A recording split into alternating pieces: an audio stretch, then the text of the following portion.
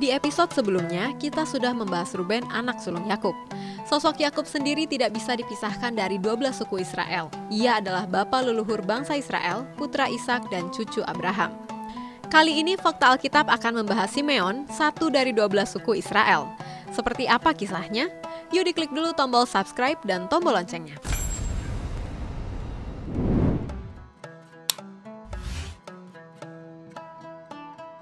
Latar belakang. Simeon adalah putra kedua Yakub yang dilahirkan Lea istrinya. Dalam bahasa Ibrani, namanya disebut Shimon, yang artinya Allah telah mendengar penderitaanku. Nama ini muncul dari kata-kata yang keluar dari mulut Lea setelah melahirkan anak laki-laki keduanya, yaitu Shama, yang artinya dia, laki-laki, merujuk kepada Tuhan telah mendengar.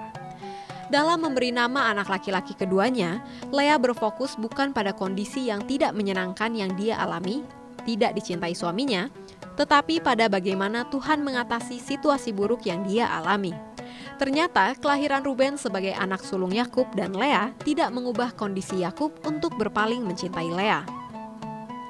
Nama Simeon pertama kali disebut dalam Kejadian 29 ayat 33. Sebagaimana yang dicatat dalam kitab Kejadian, maka ia adalah leluhur dari suku Simeon. Ruben, Lewi, Yehuda, Isakar, dan Zebulon adalah saudara kandung Simeon dari ibu yang sama, berbeda dengan anak-anak Yakub lainnya. Ia juga memiliki adik perempuan bernama Dina yang juga merupakan satu-satunya anak perempuan Yakub. Tidak dituliskan nama istri Simeon, namun Alkitab mencatat bahwa nama anak-anaknya adalah Yemuel, Yamun, Ohad, Yakin, Zohar, dan Saul. Kejadian 46 ayat 10. Tindakan anarkis Simeon dan Lewi. Suatu ketika, adik perempuan Simeon, Dina, diperkosa oleh Sikem, anak Hamor, penguasa kota Sikem. Saudara-saudara Dina sakit hati dan sangat marah karena Sikem telah berbuat noda kepada adiknya. Meskipun Hamor, ayah Sikem telah mendatangi Yakub untuk meminta dengan baik agar Dina menjadi istri Sikem, namun saudara-saudara Dina rupanya memiliki rencana buruk atas Sikem dan Hamor. Mereka mengusulkan agar Hamor disunat beserta dengan semua pria dewasa di kotanya. Hal ini seperti syarat jika ingin mengambil Dina menjadi istri. Usul tersebut diterima dengan baik. 3 hari kemudian, saat semua pria merasakan sakit karena sunat, maka datanglah Simeon dan Lewi membantai semua pria di kota itu. Apa yang Simeon dan Lewi lakukan adalah sebuah strategi licik demi tercapainya pembalasan dendam mereka.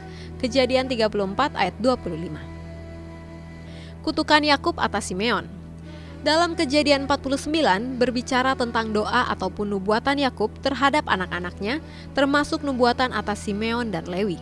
Ayat 5-7 disebutkan bahwa Simeon dan Lewi, putra kedua dan ketiga Yakub dari Lea, adalah 2 bersaudara yang senang kekerasan. Yakub yang sudah renta tidak pernah dapat melupakan kekejaman mereka membantai penduduk Sikem. Ketika mereka menyerbu dan menghancurkan dengan kejam orang-orang yang sebelumnya mereka lumpuhkan melalui strategi dan penipuan, menunjukkan bagaimana watak mereka yang sesungguhnya. Atas peristiwa tersebut, Simeon dan Lewi telah ditegur oleh Yakub. Kejadian 34 ayat 30. Kini ketika Yakub terbaring di pembaringannya menjelang kematian, Simeon dan Lewi mendengar kata-kata kutukan yang tajam darinya. Aku akan membagikan mereka di antara anak-anak Yakub dan menyerahkan mereka di antara anak-anak Israel. Kutukan Yakub begitu keras bahwa Simeon dan Lewi tidak akan memiliki wilayah yang menjadi milik mereka sendiri, tetapi akan tersebar di antara suku lainnya. Di Kanaan, kutukan ini terwujud. Suku Simeon tertelan oleh suku Yehuda, suku Lewi tidak menerima wilayah namun melayani sebagai imam di Bait Suci dan guru di Israel. Simeon dijadikan sandera di Mesir.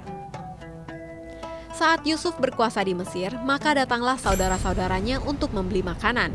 Saudara-saudara Yusuf menceritakan kepadanya tentang ayah dan adik mereka. Yusuf menuntut bukti kejujuran mereka.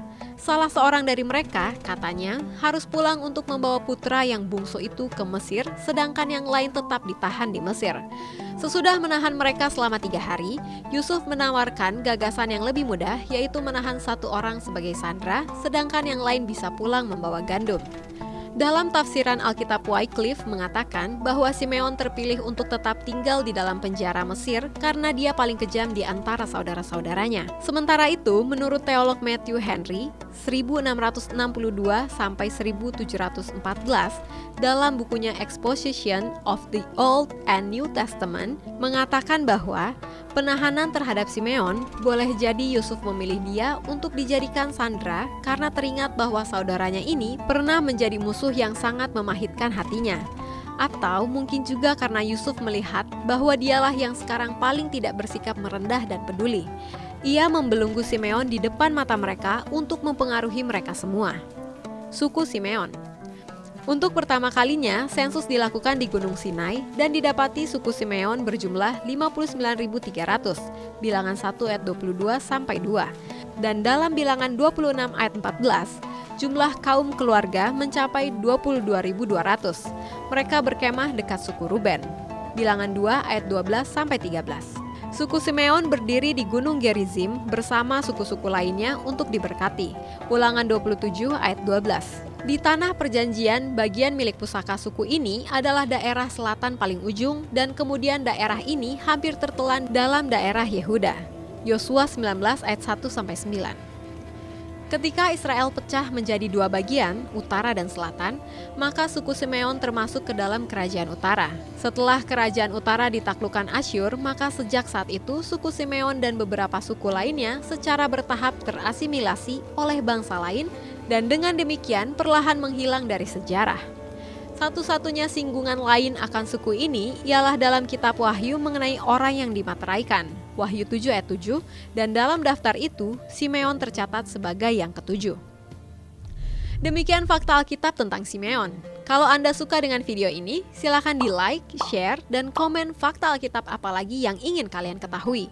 Pastikan juga kamu sudah subscribe dan mengaktifkan tombol lonceng untuk notifikasi video-video terbaru dari Jawaban. Bagi Anda yang ingin memberkati orang lain, Anda bisa mewujudkannya dengan cara mendukung Jawaban untuk terus bisa memberitakan kabar baik di Indonesia dengan berdonasi melalui link ini. Terus saksikan Fakta Alkitab. God bless you!